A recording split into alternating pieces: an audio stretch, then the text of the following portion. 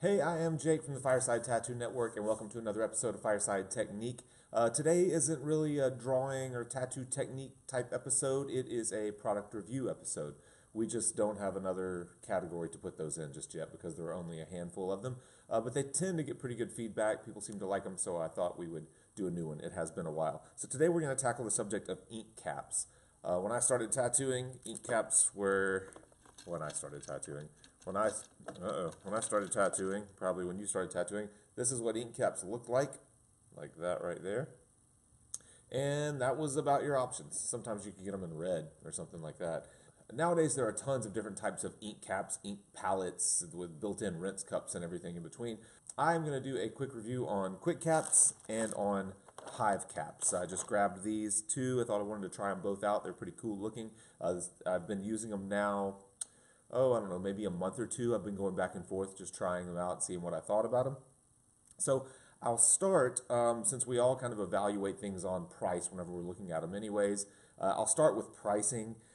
Ink caps are so cheap, it doesn't matter which one of these three, or probably a dozen other types of ink caps that you choose. They're not really going to have that much of an impact on your bottom line, I don't think, unless, if you're one of these people that puts out 40 inks for every tattoo, then I guess it could possibly add up. In my case, I use a pretty limited palette. Typically, I'm putting out 8 to 12 ink caps total for a single tattoo, and so it just doesn't really affect me all that much.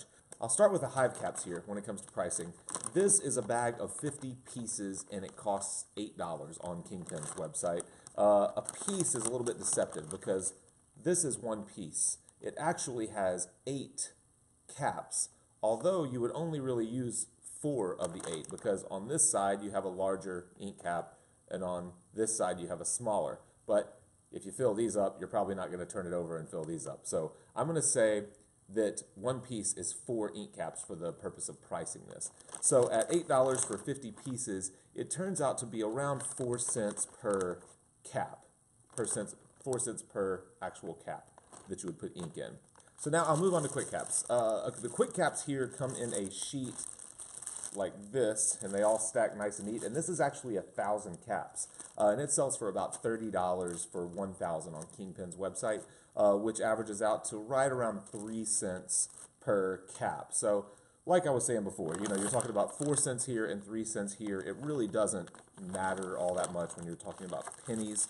Finally, I'll compare these to what we're all pretty familiar with, and this is I think just the number 16 generic ink caps. I don't think they have a fancy name. These are the caps we've all been using for years. I think this is a 16, whatever size this is. I'll hold it in front of this little camera so you can see. Almost thumbnail size. And these things are about a penny and a half per. You get a bag of 1,000 of these for $15. So from a pricing standpoint, none of this really matters. Now, I will say, if you're willing to buy the quick caps in bulk, I think you can get 3 of these cases, so 3,000 of these ink caps for $85, which puts it on par with just the traditional ink cap. It takes it down to about a penny, a little over a penny per ink cap. So in that case, these are probably the best deal. So, if that matters to you that much. So let's go on to what they actually do, what they're about. Let me get a couple of these out of the way. Oh, one thing before I do that. With both the Hive Caps, let me set one out, and the quick caps, which come in a sheet, you don't have to worry about putting ointment down. We typically put down a little A&D or Vaseline and then dip our ink caps in it and stick it down to our work surface so that it doesn't fall over. So I don't know if you want to calculate in the cost of the wasted A&D by sticking it to the bottom of your ink caps, but that does add something to it. I'm not going to try to do that math though. It's just a little more of a hassle. These, just being able to get them out and set them down, is pretty nice. So let's go back to the actual product review here. I'm going to get a couple of these things out of the way. The Hive Caps here, I've been using these, like I said, for a month or maybe a little bit more. The cool thing about them, for one thing, they look pretty cool. They also kind of tie together. I'm not really good at making them go together on my first try because I don't know why I have such a hard time with it. But basically, they lock together like this, and you can set them down and make any configuration that you want, which is pretty cool aesthetically. They come in tons of different colors, which doesn't really matter, but it's kind of cool. And they also have, like I said earlier, the 2 different sizes. You have the larger size and the smaller size, depending on which, so you can configure them either way, where you've got some big, some small, all small, whatever. But that's pretty cool. I'll tell you the one downside that I've found with these is that, and it's my own fault, I know, is that whenever I look at these on my workstation, get this out of the way here, when I look at these on my workstation, I tend to think that I have the entire depth of that cap to dip into, and so I end up bottoming out because it's only half this thickness. So I find myself bottoming out and dragging my needles on the bottom of the caps. I'm sure over time that's something I'll get used to and get past, but that has been one thing that I noticed, is that they're not as deep as they look like they are. Not a big deal though. So on to the quick caps.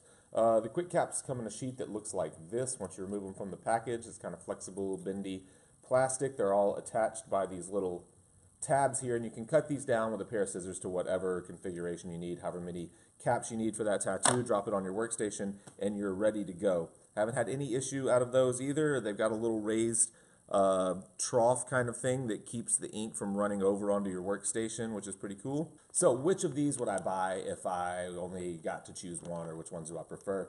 It's kind of hard to say. I like the look of the Hive Caps. I like that there are two different sizes of ink caps kind of built into one, so I have a choice. If I only need a few drops of white or something like that, I'll just flip it over to the small size and fill that up.